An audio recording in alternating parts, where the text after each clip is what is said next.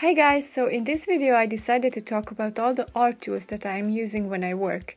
I want to tell you that I don't work with these brands and I don't talk about them because I want you to buy them, so there's no promotion here. I just really want to share with you what are the basic tools that I am using. So the first one is of course a pencil. So this is the pencil that I am using. It's from Rotring, and again, this is not for the brand, it's not promotion. I just wanted to share with you that these kind of pencils I am using the most, and I find them very easy to use when I have to create a very detailed drawing. The nib is very thin and it's 0.7, and to be honest, at first I used another Rotring. This was my old pencil, my old Rotring pencil that I used to use, and it was when I was at the university when I first bought this one, and recently I thought that I lost it, so I bought a new one. And when I bought the new one, I found the old one, so now I have two. And you can see that I've used the old one for years and I still love it, but now I have this new one which is almost the same. And I love it. I used to use these kind of pencils, but it was way back then when I was at the university and I had to create big drawings. Plus, these were the first pencils that I started to buy for myself for drawing, and the first ones that I found.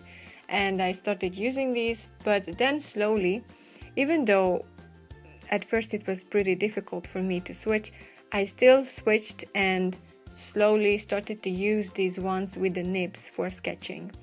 Sometimes I create even portraits or very detailed drawings with these ones with the nibs, and even when I create portraits I don't really use those old type of pencils anymore, just a few and not very often. So this is the pencil that I create the sketches with. So the next one is the eraser. For me, a good eraser has to be very elastic, and I don't like those erasers that when you have to erase a line, half of the eraser is gone. And to be honest, most of the erasers are for kids and they might be flexible and colorful, and they are also transparent and there are different shapes, but those are not really for artists and I don't use them and I don't recommend them. And the eraser has to be very, very soft and flexible, and yeah, this is the eraser that I am using. So these one, as I read, are called isographs and it has ink in it, and this is very nice to draw very thin lines. So for line art and for contours it's really awesome to use this kind of pen. This is also from Rotring, and there is a very interesting story for this. So when I was at the university, I had my first pen like this and I loved it. I loved drawing with it and it was so awesome for me to draw with this pen. But there was one day when I forgot to bring my pen at the university and we had to write, and I had nothing with me but this pen. You know, I don't recommend you to write with this one because the nib wasn't created for gesture drawing. And you know, the nib is very thin, and the one that I had, it was much thicker, and even it was thicker, it still broke. I think it was a 0.7, so I don't remember. So I was writing, and it broke, and I was so sad.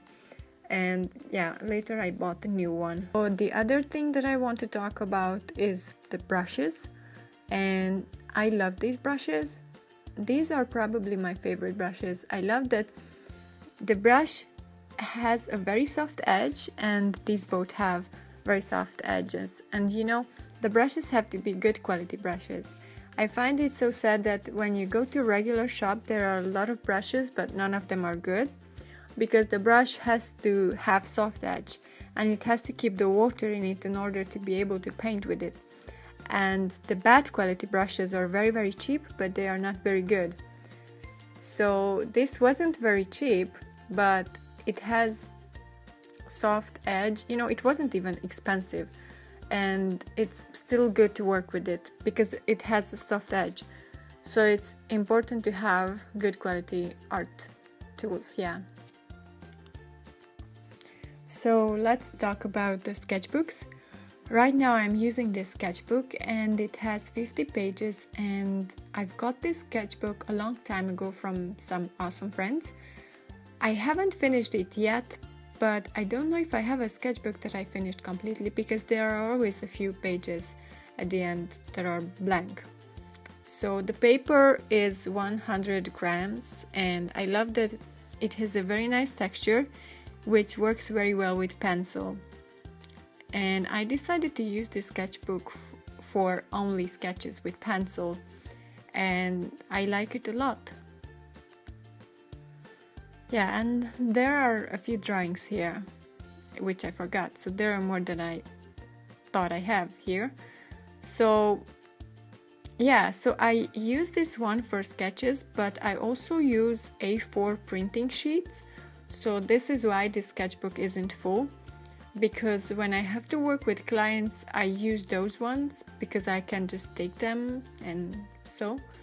And I don't want my personal sketchbook to have anything client related, because I want them to put in a separate folder which one is for a particular client, and then that is done. This is a great sketchbook and I am using it and I love it. So my other favorite sketchbook is from Canson. It has 30 sheets and it's for watercolors, and the papers are 300 grams, which means that the pages are pretty thick and they are ideal for watercolors. I love that it's definitely for watercolors. I love using this. I love the pages, and I love the fact that the pages are not very textured, but they are perfect for watercolors. Yeah, and I love using these.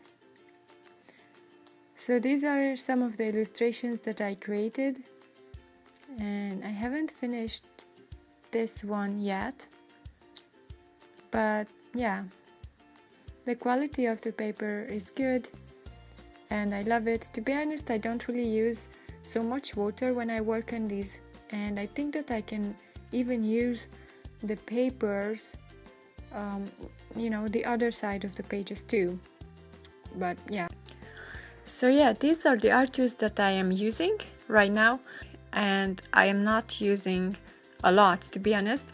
So yeah, please let me know what you think. What art tools are you using? Tell me which are your favorite art tools, and if you're using these ones too, or do you recommend me others? Please let me know. Which ones do you recommend? And yeah, if you have any questions, please write me a message. Or if you want to see more videos like this, subscribe, like this video, and yeah, I will see you in my next video. Bye!